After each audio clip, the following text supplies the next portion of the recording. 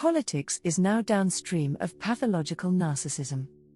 Donald Trump and J.D. Vance are pathological narcissists. Consider the evidence. Trump's regime is not run as a political administration, but as the royal court of a monarch. Donald Trump is the Sun King, and Vance is his leading sycophant, a secondary narcissist who lives off the reflected glory of the primary narcissist, Trump. President Macron of France and Prime Minister Starr of the UK had to compete with each other to see who could wedge their tongue furthest up Trump's ass. How low Europe has sunk. Malignant narcissists don't do talks amongst equals. They must be 100% in control, which means that when you are in their court, you must be absolutely deferential. In fact, you must worship them. You must prove that you consider them worthy of adulation. You must adore them wholeheartedly. You must bring gifts and words of flattery. Under no circumstances must you ever contradict them.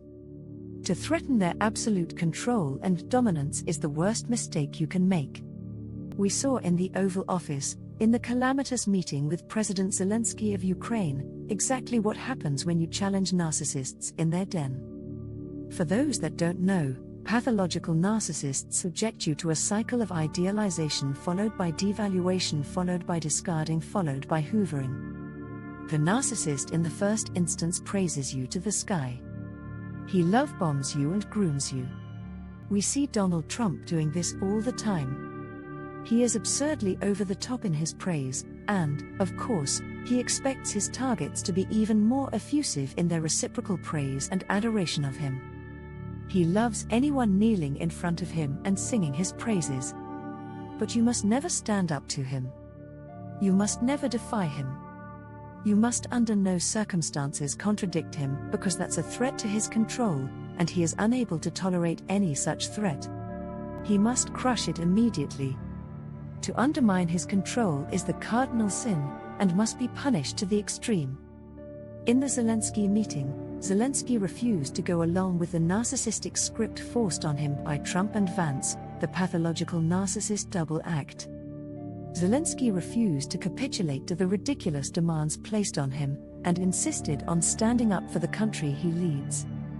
That instantly threatened the narcissistic control of the administration. So, first of all, the attack dog Vance was set on Zelensky, to savage him, smear him, devalue him and soften him up for the big beast. Then Trump, the alpha narcissist, the apex predator, weighed in to try to finish off Zelensky, to smear him utterly and totally humiliate him. He was then discarded, unceremoniously kicked out of the White House.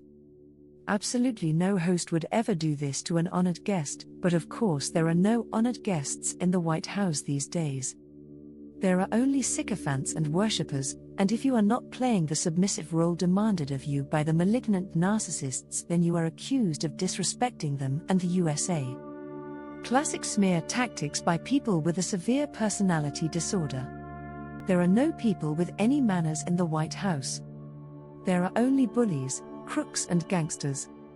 It's a mafia administration. You must kiss the ring or swim with the fishes.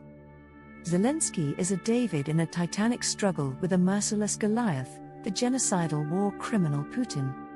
Zelensky, a freedom fighter, deserves the utmost admiration and support, but he went to the wrong address if he ever thought he was going to get that at the White House, ground zero of global pathological narcissism.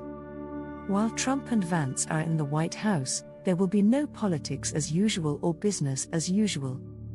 The only game in time will be idealization and devaluation, discarding and hoovering.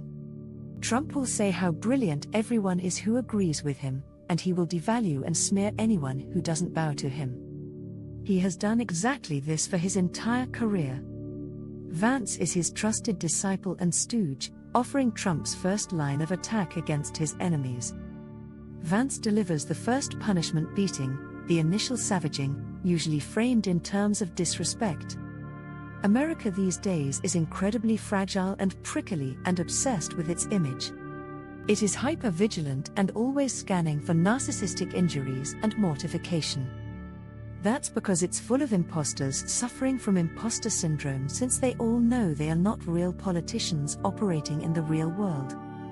They are fantasists operating in a fantasy space of Christian Zionism and conspiracy theories and the ridiculous Tate brothers.